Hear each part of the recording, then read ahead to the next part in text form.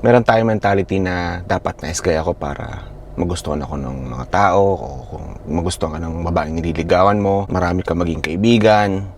Pero dito sa video na to, sasabihin ko kung ano yung 10 reasons kung bakit hindi ka dapat nice guy.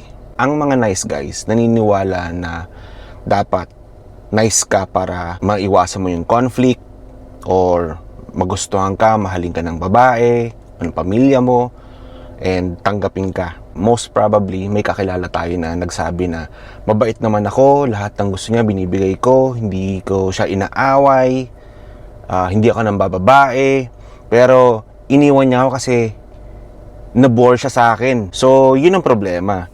Kapag masyado kang nice guy, mabubore sa'yo yung babae. Kasi ang mga nice guy, naniniwala na dapat mabait siya, mabait ka para maiwasan mo yung conflict, maiwasan yung away, para mahalin ka, tsaka tanggapin ka. Pero hindi yun ang gusto ng mga babae o tsaka ng ibang tao.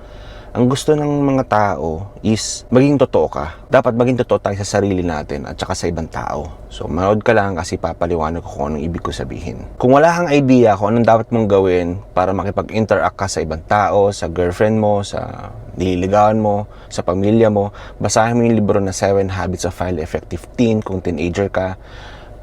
And kung hindi ka na teen, mayroong book na 7 Habits of Highly Effective People.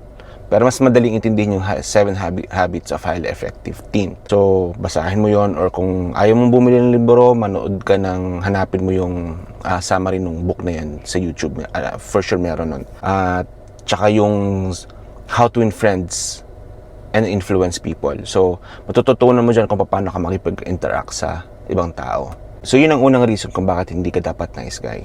So, dapat totoo ka sa sarili mo at saka sa ibang tao. So, ang pangalawang reason kung bakit hindi ka dapat nice guy is, ang mga nice guy naniniwala na kapag nice sila, maraming magmamahal sa kanila, maraming magkakagusto sa kanila, yung mga pangangailangan nila makukuha nila, yung buhay nila magiging smooth, magiging maayos. So, hindi ganun ang buhay. Kahit sa Animal Kingdom, kapag nanood ka ng National Geographic Channel or Discovery Channel, makikita mo na yung rabbit na mabait, kinain ng eagle. So, ganun ang buhay. Hindi dahil mabait tayo, magiging maayos ang buhay natin. Dapat matuto kang lumaban. Dapat matuto ka sa buhay. Dapat may skills ka, may knowledge ka para mag-survive ka. Kung hindi, tatalunin ka ng ibang tao. So, kapag yun ang mentality mo na kung kapag nice guy, dapat ako para mahalin ako ng mga tao, magustuhan ako ng mga tao, may magustuhan ako ng nililigawan ko, o magiging magandang buhay ko. So, kung ganun ang mentality mo, masama ng loob mo at saka mafo-frustrate ka lang. Kasi hindi ganun ang realidad. Dapat lagi nating i-improve yung sarili natin. Mag-improve mo yung skills mo, yung knowledge mo para mag-survive ka. Ganun ang buhay. Ganun ang realidad. Ang pangatlong reason is dapat maging totoo ka. Mas importante maging totoo ka sa sarili mo at saka sa ibang tao. Sabi ko nga, dati ma-express mo yung sarili mo. Express mo yung sarili mo sa girlfriend mo, sa pamilya mo, kung ano yung pangangailangan mo, express mo in a nice way. Sabihin mo kung ano yung pangangailangan mo, sabihin mo yung gusto mo, sabihin mo ayaw mo in a nice way, na in a respectful way. Sabihin mo, magsalita ka, be authentic, maging totoo ka para maintindihan ka ng ibang tao. That way, ire-respeto ka nila, ire-respeto ka ng girlfriend mo, ire-respeto ka ng ibang tao. Mas re-respetuhin ka kapag alam nila na sinasabi mo yung gusto mo. Alam mo yung gusto mo, sinasabi mo yung gusto mo. Meron kang boundary, meron kang standard na sineset para sa sarili mo at saka sa ibang tao. So, mas magiging maganda yung relationship mo with your girlfriend or ibang tao kapag ganun ang ginawa mo. Hindi kagaya nung hindi mo ma-express yung sarili mo, hindi mo sinasabi yung gusto mo or ayaw mo. So, hindi magtatagal yung relationship mo with ibang tao kasi hindi nila alam kung anong gusto mo, hindi nila alam kung anong ayaw mo. Hindi ka nila respetuhin kasi hindi mo sinasabi yung gusto or ayaw mo, hindi nila alam, di ba? So, mas magiging masaya ka, mas magiging masaya yung relationship mo with your girlfriend or with other people kapag sinasabi mo yung gusto or ayaw mo. Be authentic, maging totoo ka sa sarili mo at saka sa ibang tao. Yung pang-apat na dahilan is dapat matuto ka mag-set ng boundaries kasi yung mga nice guy, okay lang tatanggapin nila na bina-violate yung boundaries nila, yung dinetake advantage sila. So, kasi nice guy ka nga so okay lang sa'yo, hindi ka nagsasalita, tinatanggap mo lang. So, dapat mag-set ka ng boundary mo. Bilang lalo na tayong mga lalaki, dapat mag-set tayo ng boundary.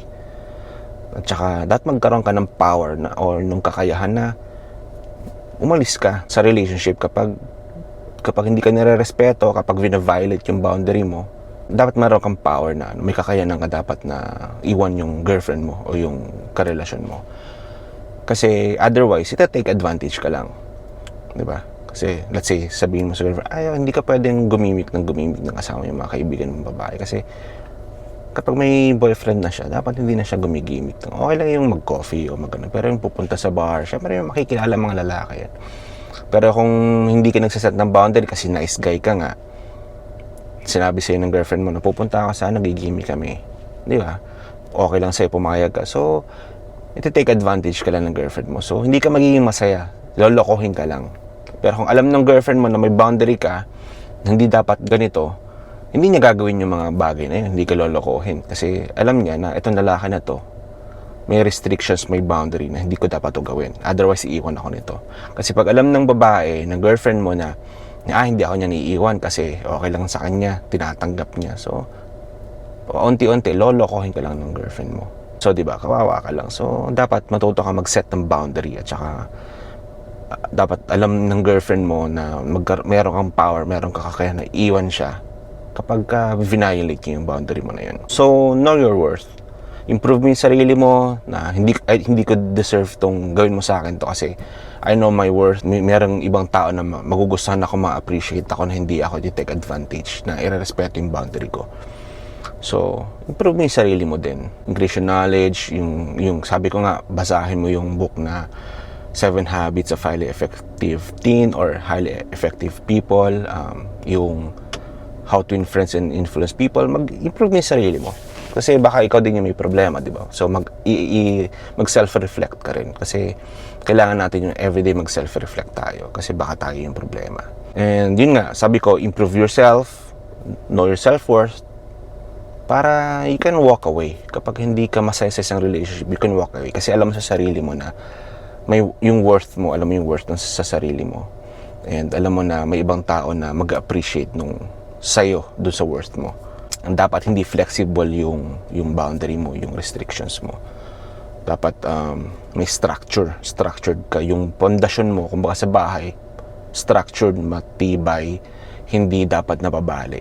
Kasi otherwise, take advantage ka lang kung kayang baliin yung boundary mo, yung mga hindi ayaw mong sa relationship, ayaw mong gawin sa'yo. So, dapat meron tayong kakayahan na umalis, mag-walk away, iwan siya. Yung girlfriend mo na yon, iwan mo kung hindi niya kayang respeto yung boundaries mo.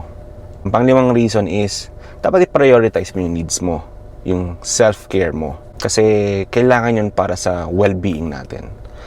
Yung sa aeroplano nga, kung makikita mo sa aeroplano, kapag nagkaroon ng problem, ang instruction sa aeroplano, pag bumagsak yung oxygen na yan, na nandyan sa overhead mo, kapag bumagsak yan sa tapat mo, dapat ilagay mo yun sa sarili mo. Ang instruction, ilagay mo sa sarili mo, hindi sa ibang tao, hindi sa kasama mo, sa anak mo, sa sarili mo. Unahin mo yung sarili mo, yun ang instruction. Kasi hindi ka makakatulong sa iba kung ikaw is may problema. So, dapat unahin natin yung sarili natin. Hindi selfish yun, na uunahin natin yung well-being natin, yung needs natin.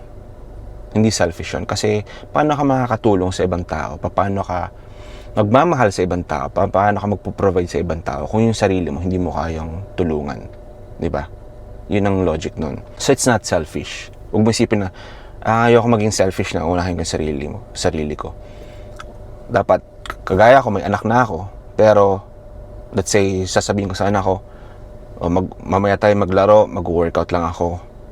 Kasi hindi yun para sa akin, hindi yun selfish. Para rin yun sa anak ko, sa pamilya ko. Kasi kapag healthy ako, mas makakapag-provide ako sa kanila. Mas makakasama ko sila ng mas matagal kasi healthy ako, hindi ako sakitin, di ba? Kasi kung lagi ko silang inuuna, hindi ako kumakain, hindi ako natutulog ng maayos, hindi ako nag-exercise. So, eventually, magiging sakitin ako. So, hanggang mamamatay na ako. So, hindi ko sila makakasama ng matagal. Hindi ko sila mapoprovide ng kailangan nila, di ba? Hindi ko sila mapoprotection kung hindi ako healthy. So yun ang logic nun. Kailangan natin i-prioritize yung self-care natin, yung needs natin, para makapag-provide tayo sa mga mahal natin sa buhay. Hindi dapat tayo nag-aaksaya ng mga oras sa mga walang kwentang bagay. i-aksaya natin yung buhay natin, yung oras natin sa pag-improve sa sarili natin. Paulit-ulit kong sinasabi yan, na manood ka o magbasa ka ng mga mag-i-improve sa sarili mo, mag-exercise ka, kumain ka lang healthy. Lalo na sa panahon ngayon ng kabataan ko, mga teen ako, wala pang internet eh. So mahirap yung nasa probinsya ako. So wala kang information na makukuha kung gusto ko itong gawin pero hindi ko alam kung paano. Kasi saan ako kukuha ng information na yun, di ba? Pero ngayon, may cellphone tayo, may Google, may YouTube. Lahat ng gusto mo, i-search mo lang, malalaman mo, di ba? So hindi na reason na hindi mo alam. So kapag hindi mo alam, ibig sabihin tamad ka or talaga hindi ka desidido. So dapat improve lagi natin ang sarili natin. So i-prioritize dapat natin yung health natin, yung happiness natin, tsaka yung personal growth natin para bago tayo makapag-provide sa ibang tao. So self-care muna bago yung relationship sa ibang tao. Kasi kung hindi maganda yung relationship mo sa sarili mo, hindi din magiging maganda yung relationship mo sa ibang tao, sa girlfriend mo, sa asawa mo, sa pamilya mo, tsaka sa ibang tao. So kaya dapat inuuna natin yung sarili natin. Hindi selfish yung ganun. So i-prioritize natin yung personal growth natin. So dapat increase mo yung knowledge mo, yung skills mo. Dapat alam mo kung paano mo alagaan yung sarili mo. So meron akong video na ginawa na anong mga skills na dapat meron tayong mga lalaki. So ilalagay ko yung link ko sa baba sa description and panoorin mo yung video na yun kung hindi mo pa napapanood. So ang pang-anim na reason is dapat i-embrace natin yung masculinity natin, yung pagiging lalaki natin. So dapat assertive tayo. Ibig sabihin nun, dapat sinasabi mo yung gusto mo, sinasabi mo yung ayaw mo in a respectful at saka maliwanag, clear na kung paano mo sasabihin sa girlfriend mo, sa pamilya mo, sa ibang tao.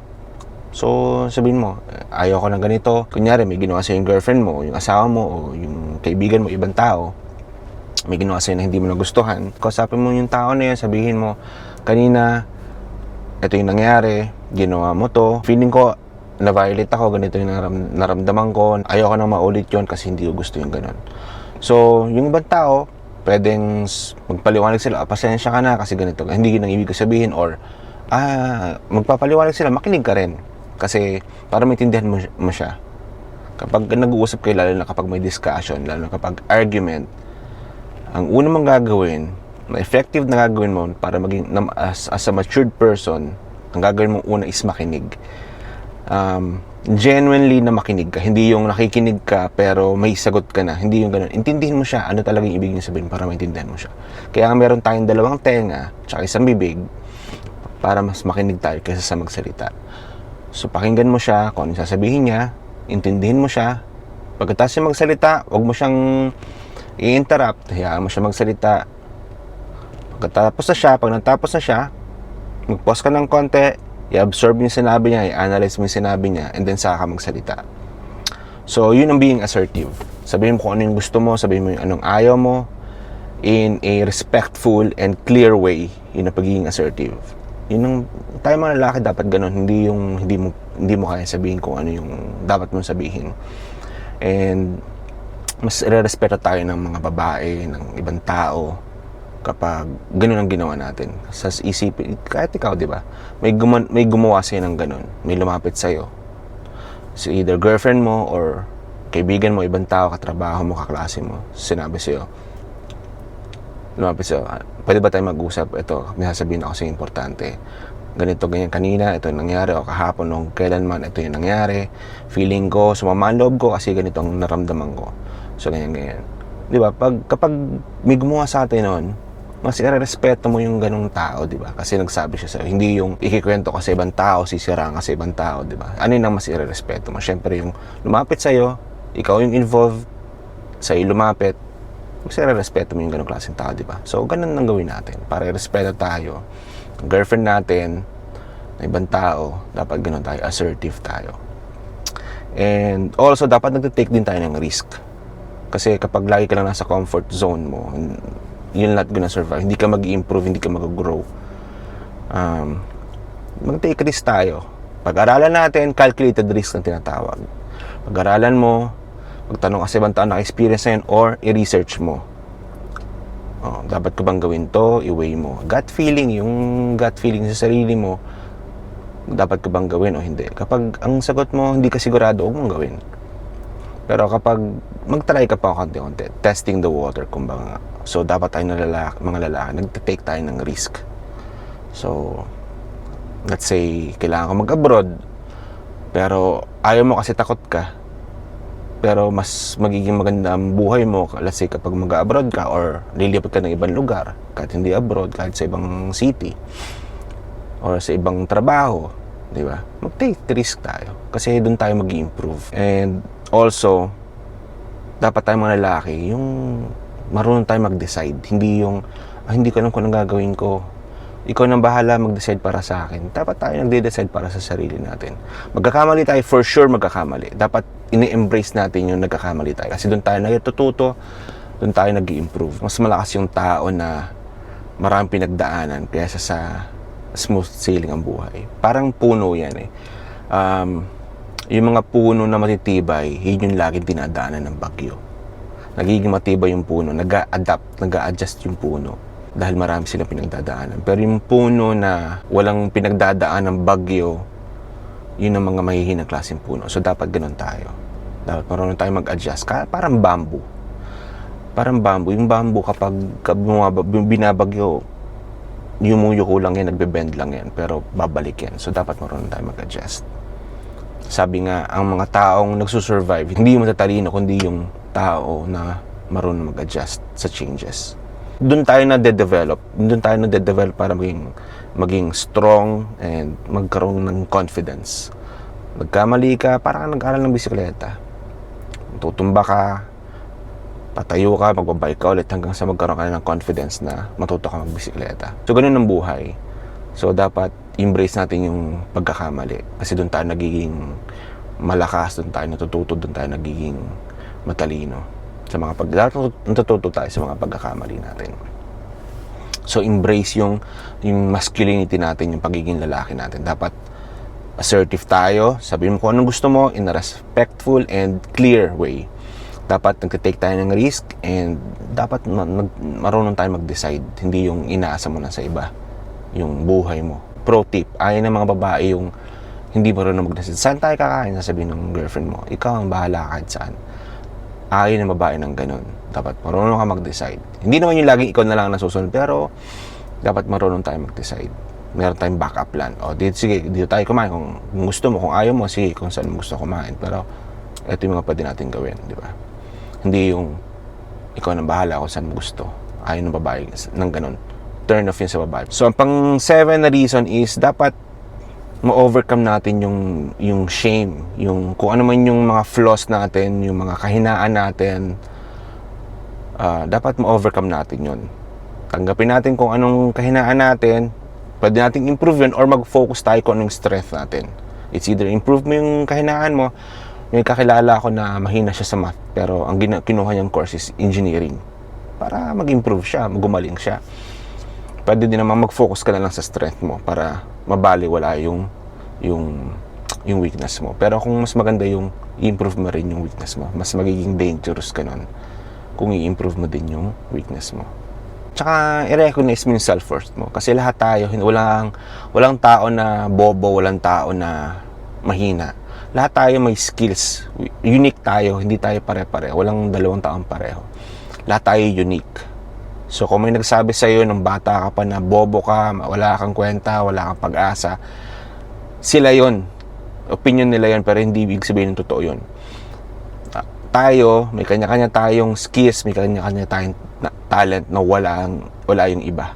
So, yun ang dapat mong i-discover. Maniwala ka lang na meron tayong ganun, mahahanap mo yan, i-discover mo lang, and then i-improve mo. So, lahat tayo unique, lahat tayo may kanya-kanyang talent. Yun ang isipin mo. At saka, i-prioritize mo nga yun. Sabi ko nga, i-prioritize mo yung needs mo. Prioritize mo yung health mo, i-prioritize mo yung self-worth mo. So, increase mo yung knowledge mo, increase mo yung skills mo.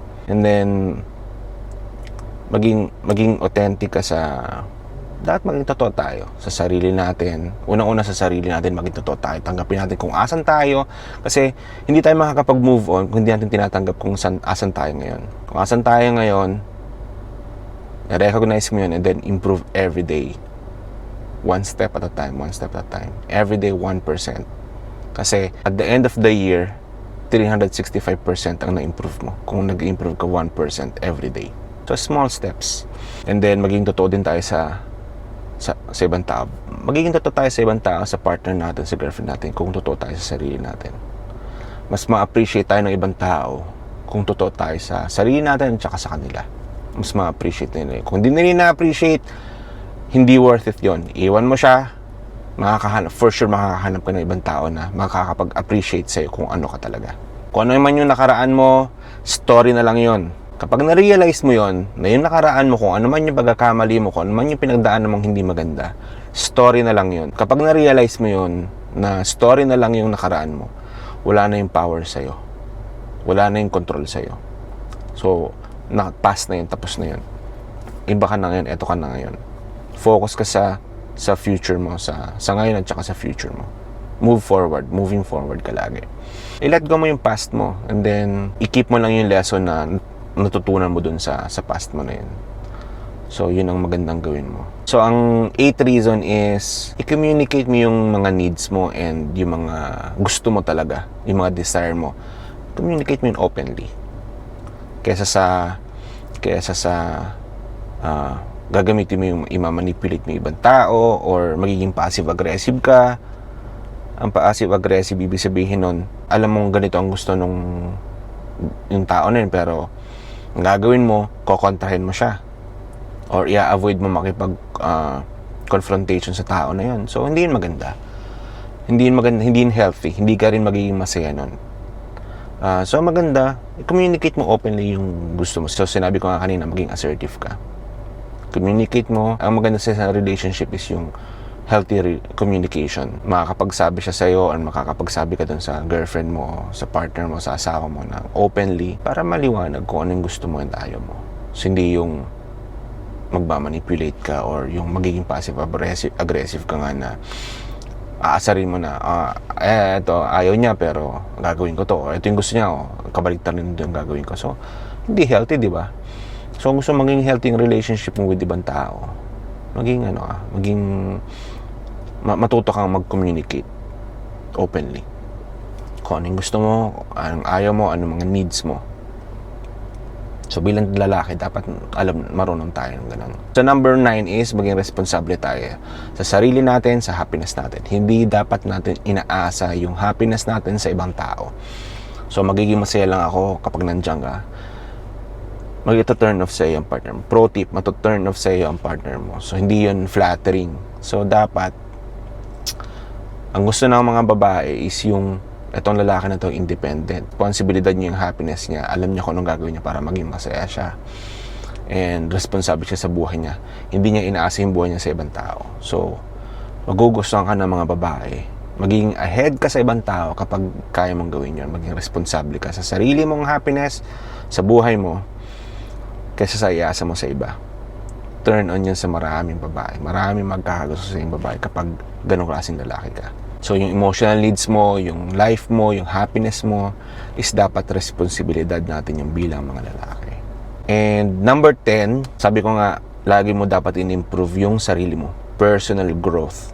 So, unang-una, health mo. Kasi walang kwenta yung lahat na yung sinabi ko kapag sakitin ka o mamamatay ka na. So, ito ang isipin mo, yung milyonaryo o bilyonaryo na 80 years old or 60 years old na may taning na sa buhay, makikipagpalit yan sa'yo ng buhay.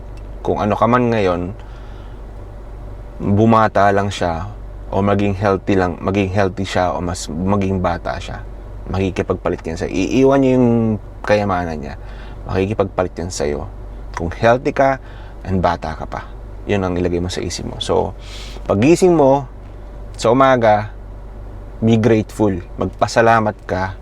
Nagising ka, binigyan ka ng panibagong buhay, binigyan ka ng panibagong chance na ma-experience mo itong buhay. So, kung kahit na nahihirapan ka, let's say, nahihirapan ka ngayon, let's say, hirap na hirap ka sa buhay mo.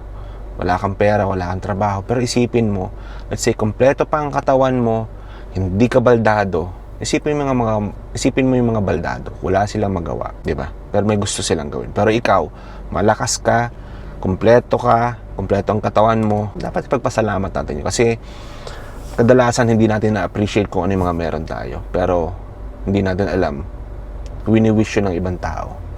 So, oo nga, mahirap ka ngayon. Wala kang pera, pero kompleto ka naman. Hindi mo naiisip yung may mga ibang tao na naputulan ng kamay, naputulan ng paa, o bulag, o bingi. Diba? Ka nakakita ka, nakakarinig ka, nakakasalita ka, nakakagalaw ka. So, ipagpasalamat natin yun. So, pagising mo, be grateful. Magpasalamat ka na, buhay ako. Binigyan ka ng chance na improve mo yung sarili mo, na ma-experience mo yung buhay. Diba? Binigyan ka ng chance para improve mo yung sarili mo. So, i-overcome mo yung nice guy syndrome na dapat mabait ka. Kasi, hindi lang yun ang way para maging masaya ka sa buhay. Improve mo yung sarili mo. Continuously improve mo yung sarili mo everyday. At the end of the day, magkakamali ka, tanggapin mo yan. Nagkakamali tayo, walang taong perpekto, lahat tayo may pinagdadaanan. Kahit yung iniidolo mong tao, may mga pinagdadaanan yan. Okay lang yun, embrace. Sabi ko nga, embrace mo yung mga pagkakamali. It's kasi yung nagkakamali, yun yung nagtatry. Kasi kapag hindi ka nagkakamali, ibig sabihin hindi ka nagtatry, di ba? So mas maganda rin nagkamali ka kasi nagtatry ka. So yun ang isipin mo. And then at the end of the day, mag self-reflect ka. Ano kung ginawa ko ngayong araw na to? Naging productive ba ako? Naging masaya ba ako? Nakatulong ba ako sa ibang tao? And improve mo yung sarili mo as long as wala kang nag-agrabyadong ibang tao. And mag-develop ka ng mga bagong healthy na behavior at saka ng pag-iisip. So, improve your health. Kung ano yung kinakain mo, huwag ka na kumain ng basura. Huwag ka na iwasan mo ng bisyo. Iwasan mo sayangin ng oras mo. Kasi yun ang kayamanan na kahit sinong bilyonaryong tao na hindi na nila maibabalik yun. Yung na walang segundo, na walang minuto, na walang araw na lumipas na araw, no, yung nawala na yan, hindi mo na maibabalik yan kahit gaano ka kayaman. Kahit ikaw ang pinakamayaman tao sa buong mundo. So, yun ang isipin mo. Huwag mo sayangin yung oras mo kasi hindi mo na may ibabalik yan. Kahit anong gawin mo, hindi mo na may ibabalik yan. So, as much as possible, huwag mo sayangin yung oras mo. Spend mo yung oras mo sa pag-improve sa sarili mo. Spend time with your family, your loved ones, mga kaibigan mo. Sa pag-improve mo ng sarili mo. So, okay lang mag-enjoy paminsan-minsan. Pero hindi majority dapat ng oras mo sinasayang mo sa pag-enjoy, let's say, sa pakikipagkwentuhan, sa panonood ng walang kwentang bagay, sa paglaro ng online games. Okay lang yan, maglaro ka, pero konti lang. Huwag mo nang sayangin yung buong araw mo na naglaro ka na lang ng walang kwentang bagay. So, yun ang 10 reasons kung bakit hindi ka dapat nice guy. And if you think na may natutunan ka dito sa video na to, please like this video, please subscribe to my channel para makatulong sa channel na to and para makatulong pa ako, mas marami pa akong may part na knowledge and makagawa ng ganitong klaseng videos. So thank you for watching and I'll see you in my next video.